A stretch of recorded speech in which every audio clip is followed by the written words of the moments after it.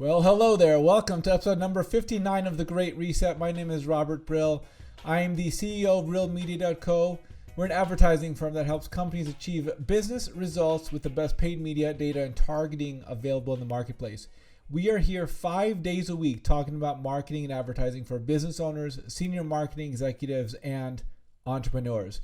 In this series, we're looking at advertising technology with the view of the programmatic landscape and demand-side platforms, or DSPs. Key to both of these components is data. And it's so key that the definition of programmatic is the use of software, data, and automation to make smarter advertising decisions. So let's dive deep into data on this video. There are generally 3 types of data that can be discussed, and there's a fair bit of variability inside each one. And here's a list of some of the data types that are available. First-party data, second-party data, third-party data, contextual targeting, lookalike targeting, and reporting data. In this video, we'll focus in on third-party data since it forms the overall most robust volume of segmentation available for scale in the marketplace. Third-party data helps advertisers in demand-side platforms really hone in on who their audiences are by buying data through a data marketplace. If you have access to one of the top demand-side platforms, buying through this data marketplace is much easier than you might imagine. In fact, I was quoted in Fast Company in an article talking about data, saying it was, quote, ridiculously easy to target people based on transaction level data, which is one of the many types of data available in these data marketplaces. So let's dive into how the data is created, why it's useful, and how it's different from data sets that exist in Google, Ads, and Facebook. So how the data is created. Consumer web and physical world activities are being tracked with great precision. The raw stage of the data comes from the trillions of events that are being tracked every time a person clicks on something on a digital device, loads a page, watches a video, opens an app, engages with a like, goes to a store, logs onto their email account, or even sits down in front of their TV to binge a show on Roku. These are the raw data sets that are collected by your favorite app, website, browser, or digital device. Depending on how the company does its work and collects the data, one of 2 things is happening. Either the data is collected and sold, or the data is collected and used within the organization. The next step of the process is refinement. Let's take Facebook, for example. Have you ever noticed that when you travel to a new place, that you'll start seeing ads for local businesses? When I go to Hawaii and I'm on Facebook in the hotel, for example, I'll see ads for local restaurants and the local tour operators. This can happen because Facebook is tracking my physical location. The app knows that I'm in Hawaii and not in Los Angeles. In Facebook's case, the app is giving me relevant ads based on what it imagines my interests are.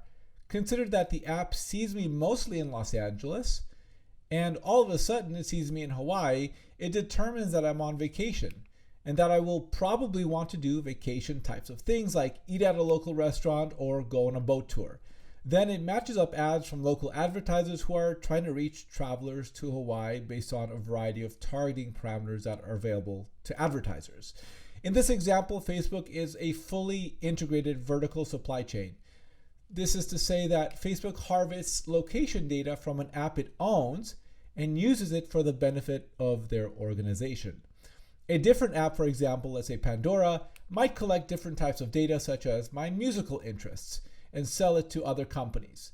If Pandora participates in this practice, they will collect the raw data and sell it to other companies who can use it for various advertising purposes or use it in their refinement process. What Pandora sells are large and unfiltered data sets that by themselves are not very interesting and not that useful. You can't really make decisions or advertising decisions with this raw, lots of lines of data, trillions of lines of data. Think about the last time you baked a cake.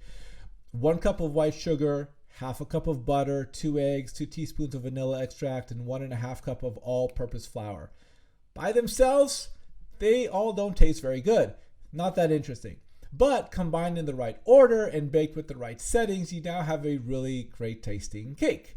The raw data sets are the ingredients, and the data companies pull together the ingredients for their own custom recipe of data sets that meet the company's needs and adhere to consumer privacy rules. This is the refinement stage. This is the baking stage. And then finally, you have the selling stage, where in one platform alone, like the Trade Desk or MediaMath, there are an estimated 500,000 different audience segments available to me as a media buyer. These are data sets that are prepared, organized, named, priced, and ready for me to point, click, and buy through a demand-side platform. Some of the brand names in this store include Oracle, Acxiom, Nielsen, Experian, MasterCard, Visa, and Forbes. In total, at last count, there were over 160 different branded data sets or data stores in just one demand-side platform. So that's how the data is made. Trillions of data sets, there's a refinement or baking process, and then it's sold through an online store, the demand-side platform. Why is the data useful? All of this targeting is super useful because it helps businesses grow. The old world of advertising before this data existed and was so easily accessible was much more broad and much less effective. I remember working on movies for Sony Pictures, and we had to reach, for example, men. So we bought ads on like ESPN and New York Times if it was more of a highbrow movie. These were meant to be affluent men who are interested in competition, news, and sports and politics. Okay, that's cool. It's a little bit interesting and a little bit nuanced. You're targeting the publications based on who the majority of their readership is.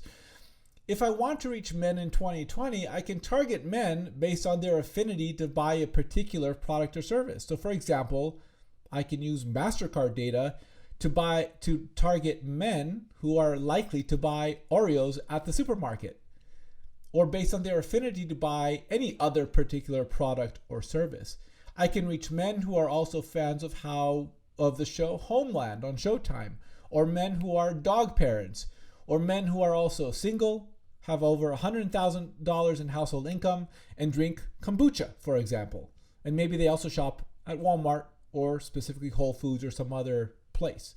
This means that advertising is much more specific, the messages to the consumer are much more relevant, and advertising is much more effective than, say, how advertising happened to be bought in 2004 when I had my very first agency job. This type of really granular targeting is one reason why Facebook and Google are so particularly dominant. They have, albeit different, but still very granular types of data available. And so when you think about Fortune 500 brands, they have an even greater advantage because they have all these hundreds of thousands of different data segments, and that's just with these syndicated third-party data sets, not inclusive of the virtually infinite types of data and amounts of data that are available that we'll discuss in other videos. So let's actually compare how this data is different between Facebook and Google versus the larger programmatic or demand-side platform marketplace. Facebook and Google are walled gardens.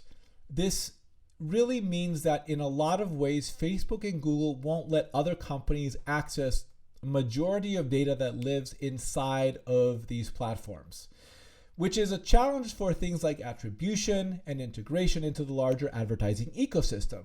And in the case of data, the topic of this video, these two companies generally cultivate their own data sets and sell their own data targeting. This means that Facebook and Google are able to target people based on data that Google and Facebook have, and not the data that's available from those 160 other companies that I mentioned before.